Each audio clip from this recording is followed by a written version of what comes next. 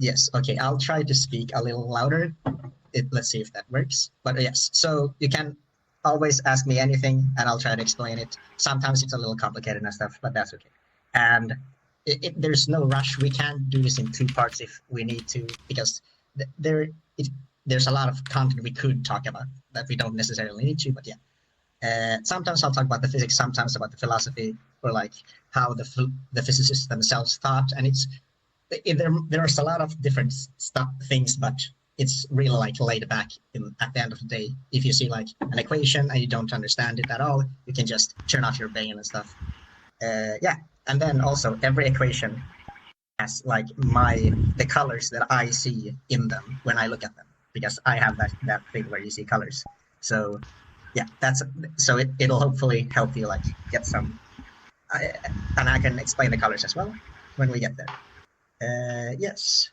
So wait, the rain sound in my ears is too loud for me. So I also wanna, how do we? You can go into the click escape and then the audio symbol, and then just turn off world volume completely. Okay. Thank you. Now, let's begin. Yes. So we will begin from the very beginning, or not the very beginning, but before most of physics. Think of yourself as being in like the 15th century. You're just living your life, you're making bread or whatever, and you don't know anything about modern physics. How do we get from there to where we are now?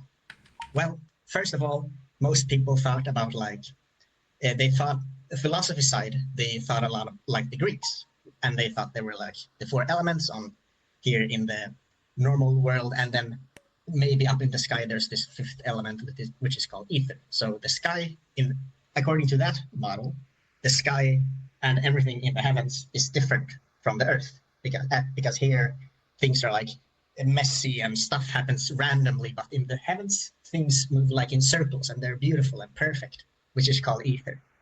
And yeah, so that's what most people thought in that era. So how do we go from there to something like this? Oh, what happened? I reset it, I think. That is very fun. I think you clicked this stop button, yeah. Yes, so I just start over. Every slide is 5 seconds, so we need to wait 5 seconds. Yes, so how do we get from these simple ideas to something like this, which is a meme I saw 2 years ago, I think.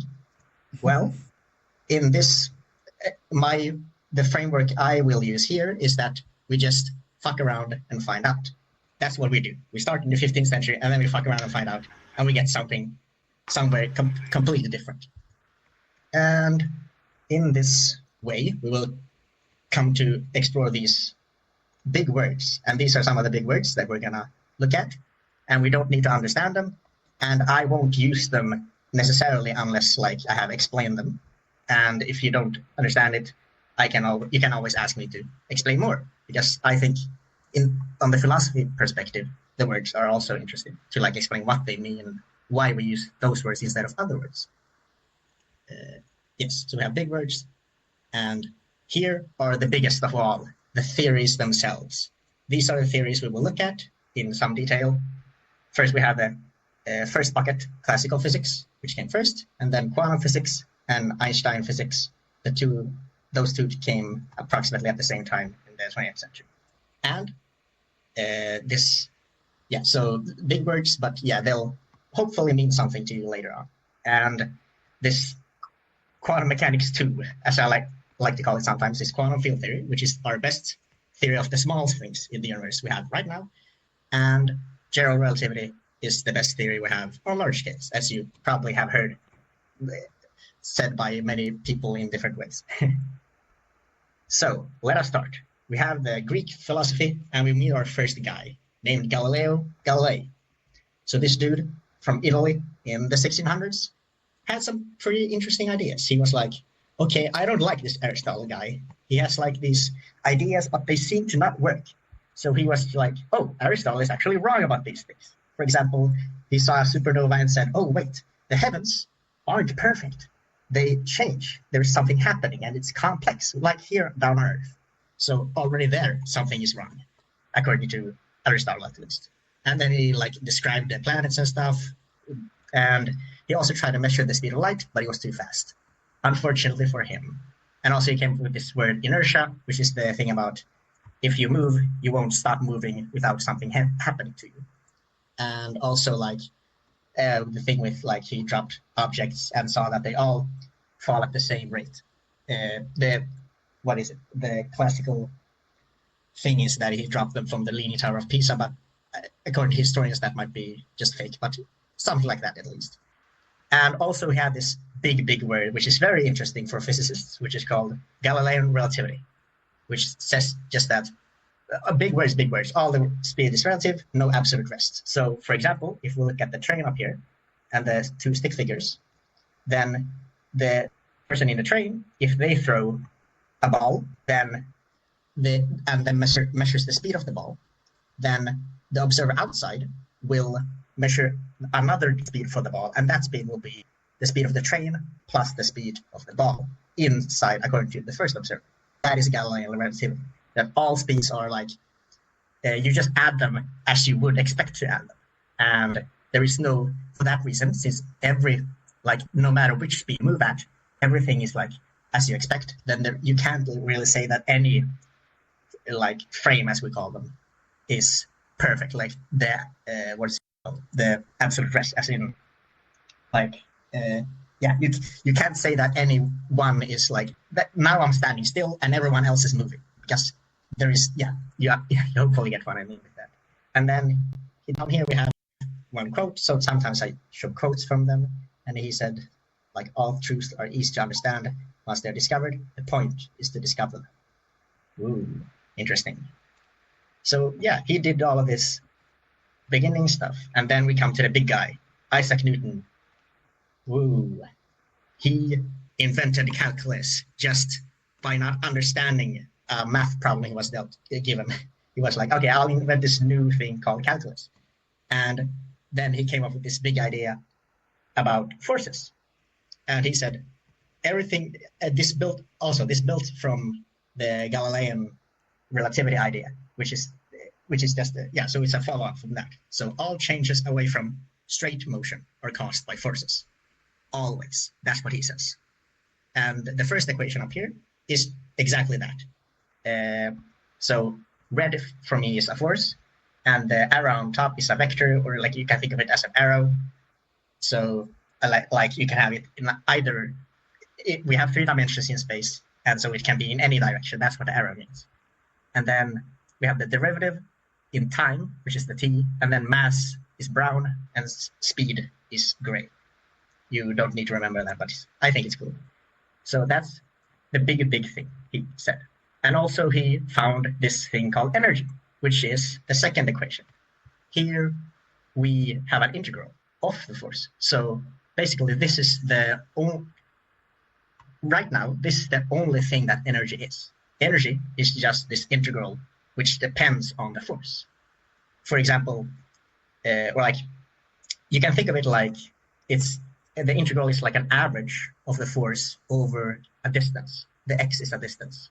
So if you start from one point and then end at another point, and then you use a force in between those points, and then take the average force, that is the energy that you put into the thing that you're moving.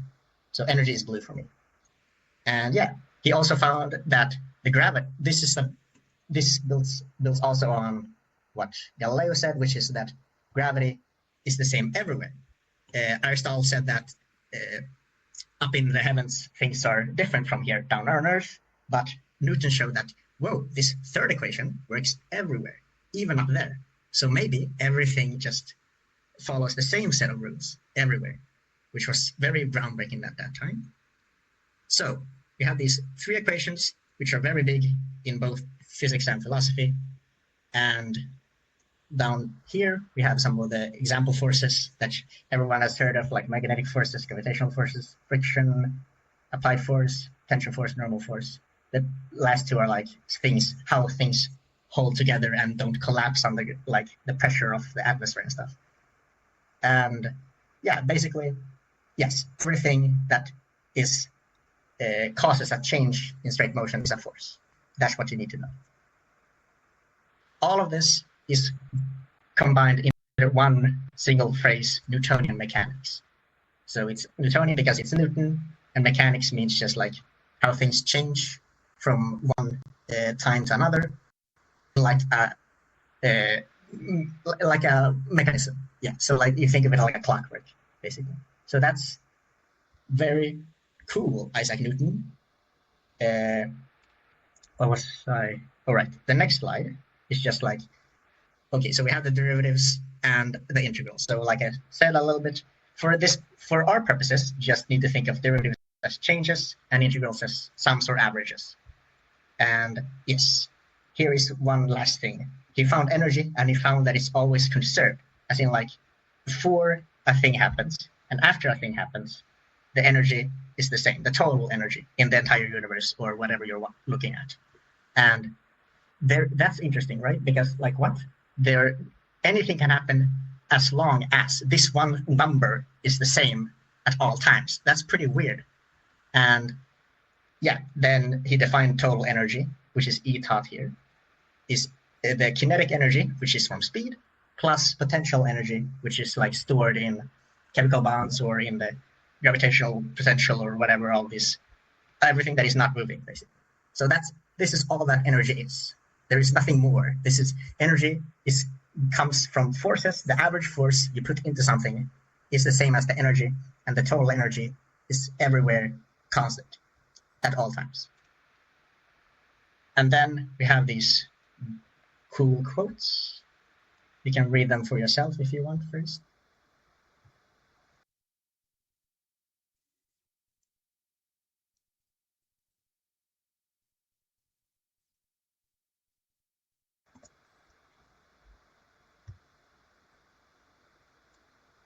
Has everyone read it? Or maybe I should ask, does anyone need more time? That's better. Yes. So from the way I interpret it is like, oh yeah, he was just fucking around and finding out. He didn't like think of he had a grand mission in life or anything. He was just doing what he liked. For example, inventing calculus for some reason. And he also like he built on others' ideas, and he needed the frameworks that Aristotle and Galileo had already brought up. He couldn't do it himself. He needed something to stand on. Yes. And now we come to something interesting. The problem with light. So, of course, for Newton, like things are particles, things move, and things, when movement changes, it's forces. So obviously, light is a thing in the universe, so light should be a particle. But then how would I say this? 100 years later, there was this double slit experiment with like normal light. If you have a dark room, and then you have a wall, like here on the right, and then you shine a flashlight on the wall, but there are two small holes very close to each other in the wall, then the light that goes through will have this interference pattern at another second wall behind the first one. And that is like reminiscent of waves on the ocean, because yeah, it's maybe light is a wave somehow, whatever that means. It's a wave, so it's probably like oscillates in something, but what would that be? We didn't know. So it makes more sense for Newton to just be a particle. And yeah, the wave theory describes some things like polarization and interference. The interference is this thing where things combine like this with waves, and the particle theory was nice because it's like intuitive straight lines. So which one is it, Mr. Newton? Well, no one knew until 20th century. Spoilers. So now we have another big word, which is analytical mechanics. It's a little more like abstract. That's why it's called analytical in the first place, which is pretty funny. And it's an extension of Newtonian mechanics. So we have Newtonian mechanics with forces and energy, which is constant, and gravity is everywhere the same. And then we just build on top of that. So the first equation here, it might look a little weird, but it's just the same thing as total energy that I showed you earlier. Kinetic energy plus potential. So for some reason, this guy Hamilton was like, okay, this is not energy. This is the Hamiltonian, which is H. Or like, he didn't call it that, but I think people started calling it after him. So yeah, this is just total energy. The reason we bring it up is because it gives you a new way of seeing things if you like treat it in a different way. So it's like a little abstract. But the thing we need is the second thing here, which is green, the L here, which came from Lagrange. All right, the two guys here are Hamilton and Lagrange. And the second thing is called the Lagrangian, which is also a type of energy. It's, for some reason, it's the energy in speed minus the energy in potential, which is like, why would you do that anyway? Like, if total energy, the Hamiltonian here, is conserved, it's the same everywhere, why would you have a negative sign instead? Well, that's because of something very weird called the principle of least action, which is this equation in the middle. And so action, the orange S, comes from the third equation down here and on the right. And like, now I need to turn on my brain. What does this actually mean? Well, it's an integral. So you can think of it as an average over some time in this case, because it's t. And then you average the difference in energy over some whatever happens, and then that's a number. You just get one number S, and that number in this equation, the principle of least action equation, is like, if this is really funny, like hoop the loop philosophy, but if you changed what happened between time 0 and time 1 a little bit, that would not change S. That's what this equation in the middle says. So all in all, this is literally what physicists think when they go through all this. That's why it sounds a little weird, but the action S, if you change what happens a little bit, the action that actually happens in the world will not change. So the universe always chooses to have a thing happen only if the action does not change, if you change what happens a little bit. So it's basically the delta S on the very left of this equation in the middle is just like a derivative, which is the middle part. So yeah, derivatives, like I said, are like changes. So it's the change in S. So yeah, here on the bottom left, we have two, like, both of them are pictures of the double pendulum, which is a famous thing in analytical mechanics. Newton cannot solve this. Newtonian mechanics does not. It's too complicated. You can like simulate it, of course, but you can't solve it with numbers. You can get the function, how things move. But in analytical mechanics, you can. And this is also where we get chaos. So the second picture here is, oh, yes. Hello. I'm thinking of like chaos theory. Am I on the right track? Yes. Yes. Yes, this is exactly chaos theory. But yes. Like, if I understood that part correctly, in the middle, like, is there a predetermined path for everything? Or like, what does that mean? Is that proof of destiny? So, like, yeah, exactly. That's like one way to think of it. It's so abstract. Wait, I'm gonna. So, yes, the thing is, if everything we assume about whatever we are describing is correct, then there is destiny. But it obviously might be the case that we are missing something. We don't know exactly where the particle is moving, or we don't know exactly what its energy is. So there is still error, and that's also chaos theory, basically. There's the error that expands, too much for us to be able to like get a hold of it. So there's destiny. We just don't have the prophecy. Yes, if everything we are saying here is correct, but this might all just be hocus pocus. Maybe this is because there might be something very, very, very little that we are missing, and that might break everything here. So it might. Yeah. That's always what happens in physics. So a small thing breaks everything, and that might mean there is destiny or not. For me, it's 50-50. So if you believe it, there is destiny. If it's not, there isn't. Also, I should mention for anyone watching this at a later point, I'm just saying like what I think, and that doesn't mean that's what physicists think. And I'm just saying ideas. So I'm not necessarily saying that this is prophetic, but you could see it that way if you were, because there is substance there. I won't like, how am I gonna say it? Angry commenters, I don't care about your opinion in this case. Here, this is like we have a safe space for philosophy, basically. That's what I'm thinking about. I got angry there for a second, but that's funny. Yes. So the double pendulum is the simplest chaotic system. So it's chaos at the simplest level. So if you, I was gonna say, if you try it at home, like a real lecture, if you try it at home, you can see that it's very, or like there are simulations, of course. You can like, if you change the starting position a little bit, it'll become very different. Like what I'm saying is like one way to think of it is like, duh, that's what happens. But there is a mathematically like rigorous way to describe that. This is more chaotic than normal things, or like the things that Newton was describing.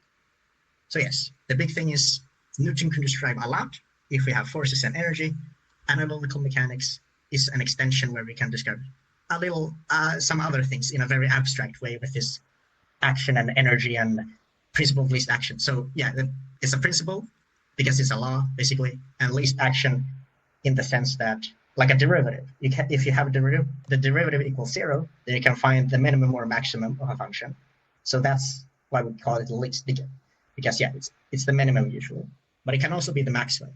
So this is the name is wrong technically. It could be the principle of least or max action. Yes, because like the derivative equals 0. Yeah, that's everything about this. So yeah, this is the most abstract thing we're gonna look at. Yes, then we get to the second big classical idea, thermodynamics. In like the 1800s, we were like, okay, so we have these things, maybe they're made of particles. And so even then we should also have like, we live in an atmosphere and we feel like forces when we move our hands. So there should be something in the air, which is called air. And that should also be made of particles. But no one knew how to describe this, a gas made of particles until thermodynamics. And then we got this first equation, which is just a bunch of things about gas that happens to combine in this way. We have a purple pressure, gray volume, N is like the amount of stuff, R is just a number. So everything, when it's black, it's a number or like a function, like the logarithm here. So numbers, you can just remove them if you change like the units. If you have cursed units, you can get rid of the black things. So what was I saying? So the first equation, pressure, volume, amount of things, a number, and then temperature is the red one. So all of these are connected, they found out. And yes, in thermodynamics, we have two big laws, which is the first law and second law. The first law is just the same as Newton's law of energy, that energy is conserved. They didn't, for some reason, they found it for themselves and they called it something else, but it's just the same thing. And then the second law is about entropy. Ooh, spooky entropy. So it says that entropy can never decrease in total. If you look at everything and then sum the entropy in everything, entropy never decreases. And here in the second equation on the right, we have one definition of entropy, which is a little weird. It's like, it's a number times the logarithm of this gray omega. So how do I say this? So if you have a gas, for example, then the gas can be in many different states, obviously, in the sense that one particle might have this speed and another particle has this speed, but we don't know which is which, and all the particles have different speeds and bump into each other. And so what we see is a big gas. We don't even see the gas. We just see, we don't see gas. We don't see air, I mean. And this means that we only see these big numbers at the top, like pressure and the first equation, the pressure, volume, and temperature. Those are the things we can measure, but we can't measure or see each specific speed of each particle. So that's the setup. So we have the small particles, which have movement, they have speed and they have energy, but we don't know them. We only know the big numbers for the entire gas or air. We know the pressure, we know the temperature. And so, how do I say this? In a sense, the omega here in the second equation for entropy it describes how little we know about the gas or air if we have a container of air. So the more we know, the smaller omega is. So if we know everything about the system, then omega is, I think, 1. Yeah, because we have the omega counts the number of. It's just a whole number. It counts how many states we can. What is it called? How many states we don't. That we can't differentiate. We can't the number of states. So in the normal air we have like a million or a billion or whatever, and then we take a logarithm, which is just a function, and then that's entropy. So what does this mean? Oh, hello. How long was I gone there? I lagged out. Oh, you're good. You're good. No, you're good. You're good. No, okay. no, I don't. Nice. You're good. Oh, nice. Okay, so I was like lagging for 2 seconds, nothing happened. But yes. That was my fault. The entropy is. It was probably me. Sorry. Okay. My fucking gaming laptop. So, yeah. Also, right now I'm just like I'm seeing my own slide and just describing it at some like level of depth. Do you think it's like too in depth or is there anything you would want to explain explaining? I think it's better for us to take notes for anyone who has questions. Take notes so that we can leave the Q&A at the end. Yes. Okay. Nice. Good idea. So, but is it like? Do you understand what I'm trying to say a little bit? Like, I understand parts of it.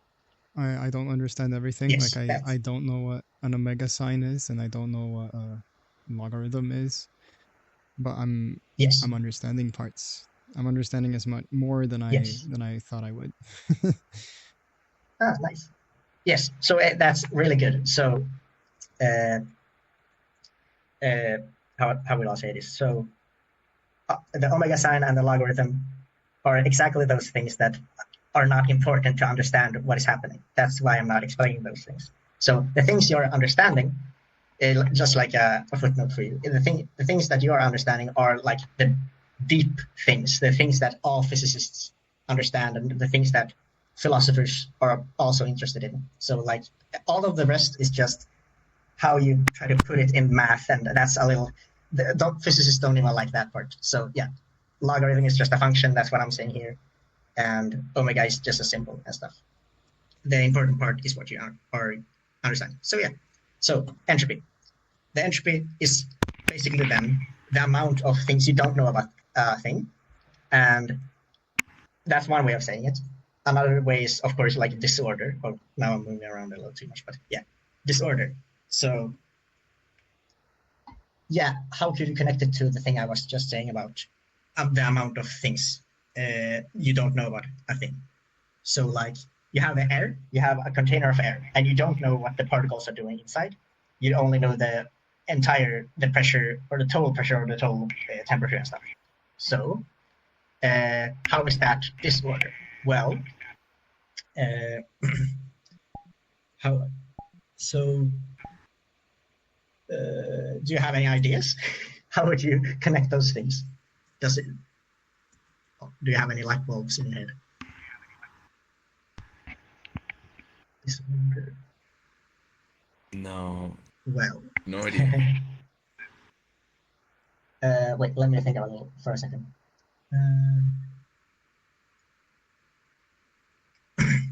Well, so the bigger we have entropy, the bigger the disorder. And so the bigger, and also I said that the bigger the entropy, the less you know about the system. So basically, in this sense, the entropy or disorder in this context is like how little you know. So yeah, this is getting very abstract, but there's a connection there at least. So yeah, in the beginning of the universe, since entropy always increases, in the beginning there was a very little entropy. Did I say energy? I think I said entropy. So in the beginning there's a little entropy, and then there comes more and more entropy. And that's also very abstract. And we have only like described this in thermodynamics, this where we have gases and stuff. We can have entropy somewhere else, but only entropy for most physicists only exists for gases and for things that have temperature. But maybe the entire universe has entropy, and in that case, maybe the second law is always true, just like the conservation of energy, according to Newton, is true. But we don't. That's some physicists don't think that, but you could say that entropy is also this fundamental thing that always increases. And yeah, also, yes, the final thing here. So I said that gases can be made of particles. Well, then we can describe temperature as just the movement of the particles. This is what, so I said in the beginning that of this slide that I didn't know how gases worked, and maybe they're made of particles. And then some people found how to describe the gases as made of particles. And then from that, they could describe temperature. And they were like, wow, what? I wasn't looking for temperature, but I got temperature. So that's a really cool. And that's always what happens in physics. When you like look deeper, you get things for free that you weren't trying to explain. And here temperature is one of them. So like, oh yeah, temperature can be described as like the average movement of particles in this setting where you don't know everything about the gas. And yeah, so temperature is the average. So, and since we have that movement is like you can get energy from movement, as in we have the kinetic energy, which was the energy in speed. So in that sense also, temperature is just a version of energy as well. Because so temperature is almost, maybe if you're lazy, you could say temperature equals movement of small things equals energy in that thing. So temperature equals movement equals energy. As in the sense that temperature is one, you could describe all energies in temperature. Now I'm just talking about, but okay. That was, we have, what did we have? We have Newtonian mechanics for objects and particles. We have analytical mechanics for abstract chaos things maybe, and then thermodynamics for gases. And now we have the most like magical thing ever, electric and magnetic things. So the ancient Greeks understood that rubbing your hair against a balloon makes the hair become weird. They didn't have balloons, but you know what I'm talking about. I was just about to ask. I don't think they had plastic. Yeah. I tried to make a joke. There, but I was a little tired. So yes, and then also they had they found elements that had these magnetic properties, like this bar magnet here. So how do we describe electric and magnetic things? Well, Newton says everything is a force. So obviously they need to be forces, or like everything. If you change, yeah, exactly. Like if you have something that happens in a weird way, then it should be a force. So, okay, what is the force on like a compass needle and stuff? Yeah, well, it's this, it's from, electric and magnetic things. I'm going to describe it a little bit later, I think, or like the next slide. So I'm just thinking, yes, because of describing how compass needles work and how balloons make your hair move, they found electricity.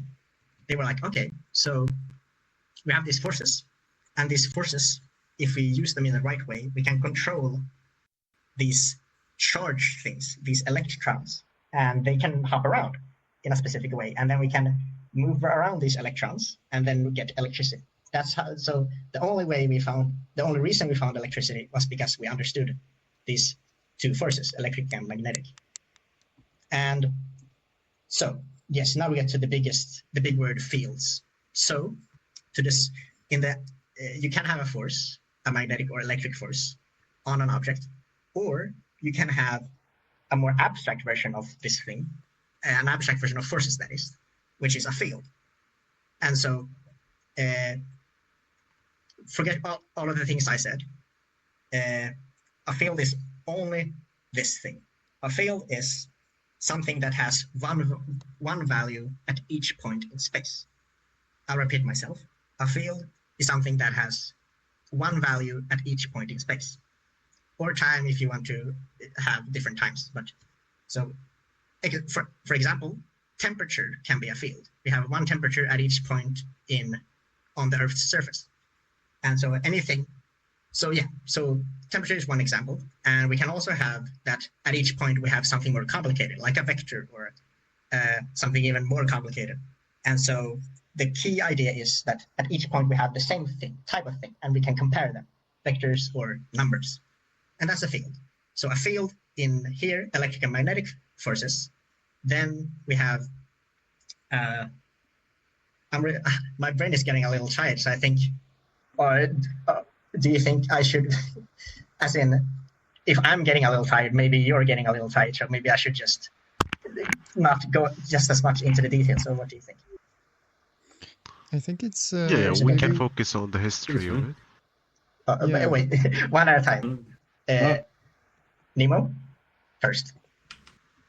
What do you think? I have no objection. Okay. What do you think, Ramit? I would suggest focusing more on the historicity rather than the details of it. For example, when you first started, you started with the Greeks, then you moved to Galileo, then to Newton. It was very smooth historic records of what's happening. So we can just move through the big ideas. When did they take place? And how they affected the course of the development of physics. Okay, nice. Okay, anything? Agree. Else? Yeah, I don't have anything to add other than maybe we do a couple more slides and then we can round off and do a part 2 because it's already been 40 minutes. Yes. Nice. Okay. All right. Yeah. Polygon, do you have anything? No, actually, I'm with Romy in this.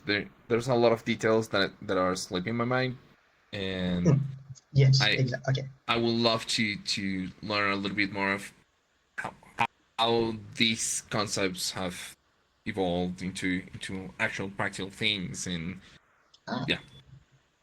For example, electricity in this case. So the reason I was explaining fields, so the reason I was explaining fields was because that's like a very big thing in the new physics. So I can repeat myself next time also, but a field is something that has a value at each point. That's the abstract thing. And then electricity. Is there anything more interesting here? Well, so I was just here, the old and new thing. Here, the first one is gravity, and the second one is electric field. So we found that it has like the same form. The TLDR is that electric things work in the same way that gravity, which is a little weird. Like, oh, okay, so these two things are the same. And if we can describe electricity with electric fields, what can we describe with gravity? Now, the thing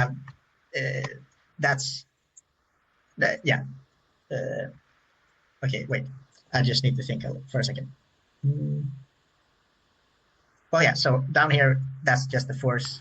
Also, you can, I guess, rewatch the video if you rewatch it, maybe then you notice something new that I said, because when I explain things, there's like many layers at the same time. So yeah. Okay, so here comes a guy, James Clerk Maxwell. It's also about electricity and magnetism. And he was like, okay, we have fields, and these two things, electric and magnetic, they talk to each other. As in, we have electric forces and magnetic forces, and they can combine in a way that gives light. So electric forces come from charges, but if we have no charges, we have empty space. Can we still have electric fields and magnetic fields? The answer is yes. And that is what light is. He found that light is electromagnetic waves. So here we had the forces, and then that gave light and a description of light. We didn't know what light was, but now we know in this idea. Newton didn't know what light was. Maybe it's a particle, but how? Here we have it being a wave. So it was a wave at the end. Was it a wave or a particle? It was a wave, at least in this theory.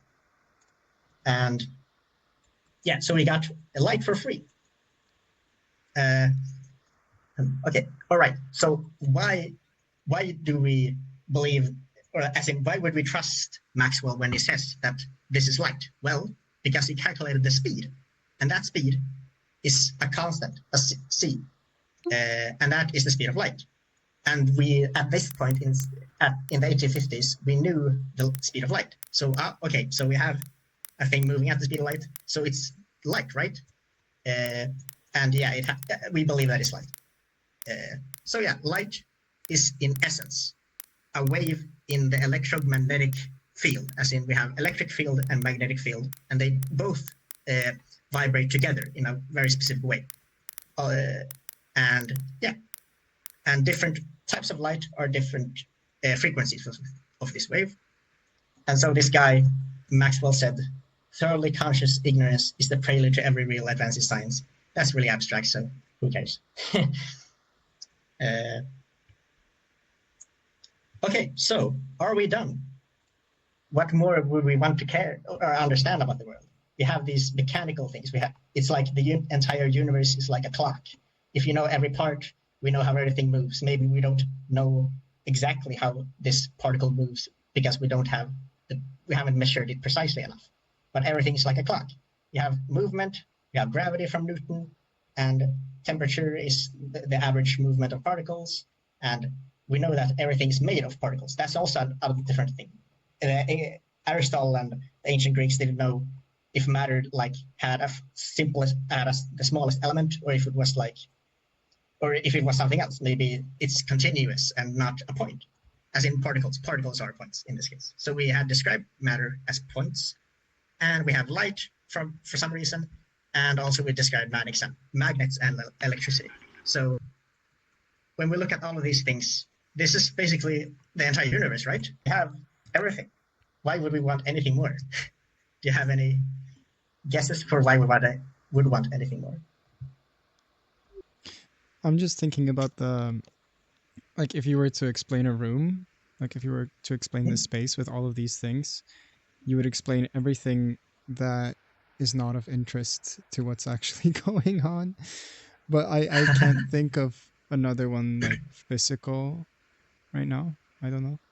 Maybe you guys. Yeah, that's a really interesting idea, actually.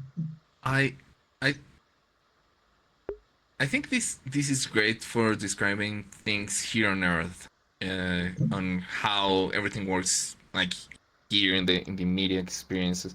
But when we start talking about planets and bigger phenomena out there, I guess this wouldn't be enough. Actually, it's the other way around. It's described really? the movement of big objects, but it doesn't explain the small. I guess that's what would be missing in this. We understand how big objects move with Newtonian physics, but it's not enough to describe the very small objects in the universe. I guess that will be the next section. Nice. Okay. Oh, Do you want me to spoil it a little bit? Or? Go ahead. Go ahead. So, all of you are correct. Everything that you said is missing here. The biggest things are missing, and the smallest things are missing. And for example, in a room, we have a human. How does a human work? Physics doesn't describe the human, for example. So yeah. Do I have anything to add? Well, yeah. So the funny thing is then that people had done all of these experiments, and they had found these laws and equations, but they hadn't found with how dense it is. So if you only look at what all the experiments we have done, most experiments could be described by this, but there were some small little experiments that didn't work. And also this connects to what you said about this describes like our world. When we look around, we see light, we feel temperature, we feel gravity, and we see movement of normal things. So this describes everything that as in, I guess, if you started in the 15th century, we're like making bread and eating bread, and then someone came to you in a time machine and told you all of this, you would be like, oh, right, we've explained everything. But there are some small things missing. So yes, soon. Oh, yes. So here's a quote connecting to this. You can read it.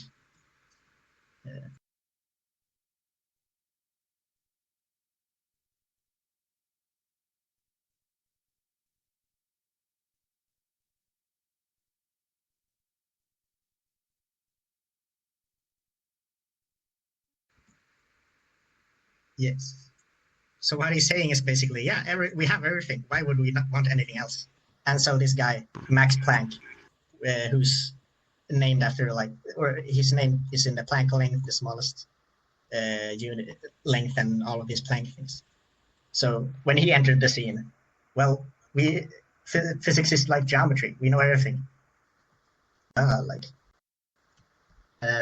then Albert Einstein enters the scene. I'm gonna look where. Okay, so where could we end it? Well, maybe this is like good cliffhanger, or maybe I can describe this. Wait.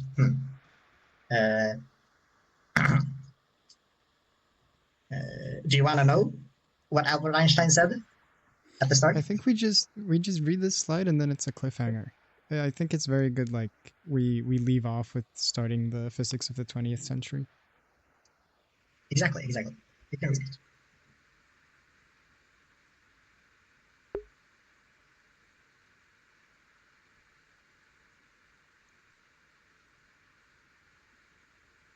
A little food for thought. I should also explain a little bit about the problem. So Maxwell found this number C, and this number, no matter who you are, it's the same number. It's the same literal number. But according to Galileo, all speeds, if it's a speed, it should depend on what speed you have in a sense. So something is obviously going completely wrong here. Is this single number the same for everyone? I like how you're zooming in on Einstein's face. Is the single number the same for everyone? Or is this number depending on which speed you have? That is obviously like a logical contradiction. So what happens? Ooh. See you next time on Physics Explained. Yes. Awesome. That was amazing.